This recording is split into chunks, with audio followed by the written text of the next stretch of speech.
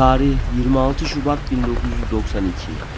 Hocalı'da yüzlerce Türk, Ermeni ordusu tarafından kadın, çocuk, yaşlı ve engelli demeden acımasızca katledildi.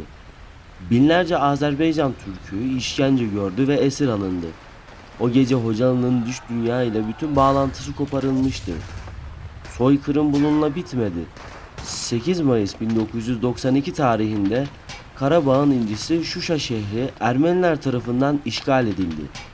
Ve bir gün kahraman Azerbaycan Silahlı Kuvvetleri, kadim Türk toprağı Tuğrul Bey ve Emir Timur'un mirası Karabağ'ı azat etti. Milli kahramanımız Çingiz Mustafayev ve şehit bebek Zehra Gulyeva'nın aziz ruhları o gün Şuşa Kalesi'nde zaferi karşıladı.